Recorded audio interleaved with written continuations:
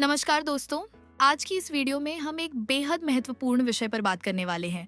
Cyber fraud case में bank account को professionally और लीगली कैसे अनफ्रीज किया जाता है। आजकल अगर किसी साइबर फ्रॉड की शिकायत दर्ज होती है तो जांच एजेंसियां सबसे पहले पैसे के ट्रांजैक्शन ट्रेल को ट्रैक करती है, और अगर उस ट्रेल में आपका बैंक अकाउंट कहीं भी जुड़ा मिलता है, चाहे अनजाने में ही क्यों ना हो, आपका अकाउंट तुरंत फ्रीज किया जा सकता है। ये कार्रवाई भारतीय नागरिक सुरक्षा संहिता BNSS सेक्शन 106 के तहत की जाती है और बैंक को इसे मानना अनिवार्य होता है। लेकिन यहाँ एक महत्वपूर्ण पॉइंट समझना जरूरी है। कानून सिर्फ संदिग्ध राशि को ब्लॉक करने की अनुमति देता है, जिसे लियन मार्किंग कहा जाता है। पूरा अकाउंट फ्रीज करना एक एक्सट्रीम कदम है और कई मामलों में यह अननेसेसरी भी होता है। अब बात करते हैं समाधान की। सबसे पहला कदम बैंक वेरिफिकेशन। आप तुरंत अपनी बैंक ब्रांच जाएं और केवल मौखिक जानकारी पर भरोसा न करें। लिखित में ये डिटेल्स प्राप्त करें। फ्रीज का सटीक कारण, कितनी राशि पर आपत्ति है, किस पुलिस स्टेशन या साइबर सेल ने निर्देश दिया है, FIR या कंप्लेंट रेफरेंस नंबर, ये आपकी पूरी प्रक्रिया की फाउंडेशन है। दूसरा कदम डॉक्यूमेंटेशन। आपको अपना केस मजबूत बनाने के लिए प्रॉपर डॉक्यूमेंट्स तैयार रखने होंगे। आइडेंटिटी प्रूफ, आधार, पैन, रिसेंट बैंक स्टेटमेंट्स, कम से कम 6 से 12 महीने इनकम प्रूफ, सैलरी स्लिप्स या बिजनेस रिकॉर्ड्स, डिस्प्यूटेड ट्रांजैक्शन का क्लियर एक्सप्लेनेशन और एक रिटन डिक्लेरेशन कि आपका फ्रॉड से कोई संबंध नहीं है। जितना साफ डॉक्यूमेंटेशन होगा उतनी जल्दी समाधान मिलेगा। तीसरा कदम साइबर क्राइम अथॉरिटी अप्रोच। अब आपको संबंधित साइबर क्राइम पुलिस स्टेशन से संपर्क करना है।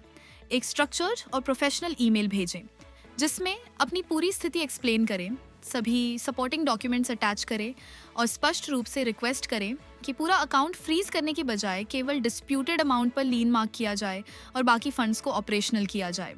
यह रिक्वेस्ट पूरी तरह जस्टिफाइड है और कई जुडिशियल ऑब्जर्वेशंस भी इसी अप्रोच को सपोर्ट करते हैं।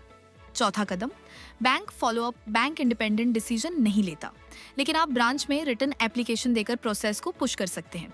अगर डिले होता है तो आप ग्रीवेंस रिड्रेसल मैकेनिज्म या RBI ओम्बड्समैन तक एस्केलेट कर सकते हैं। अगर इसके बाद भी किसी भी स्तर पर आपको मदद नहीं मिलती है तो जिस राज्य की साइबर सेल ने आपका अकाउंट फ्रीज किया है उस राज्य के CM हेल्पलाइन पोर्टल पर भी आप शिकायत दर्ज कर सकते हैं।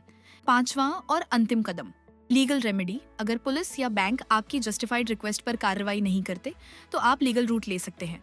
जुरिसडिक्शनल मैजिस्ट्रेट के सामने एप्लीकेशन या हाई कोर्ट में रिट पिटिशन कोर्ट्स कई मामलों में पार्शियल डीफ्रीजिंग, सैलरी प्रोटेक्शन और टाइम बाउंड इन्वेस्टिगेशन के आदेश देते हैं। इस पूरी प्रक्रिया में आमतौर पर 2 से 4 हफ्ते लग सकते हैं, लेकिन रेगुलर फॉलोअप इस समय को काफी कम कर सकता है।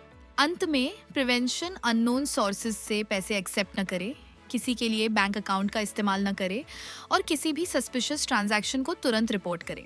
तो अगर आपका अकाउंट कभी फ्रीज हो जाता है, पैनिक करने की जरूरत नहीं है। एक स्ट्रक्चर्ड अप्रोच अपनाइए, राइट इन्फॉर्मेशन लीजिए, प्रॉपर डॉक्यूमेंटेशन रखिए और अपने लीगल राइट्स को कॉन्फिडेंटली असर्ट कीजिए। इसी प्रोसेस के साथ आप अपना बैंक अकाउंट सक्सेसफुली अनफ्रीज करवा सकते हैं।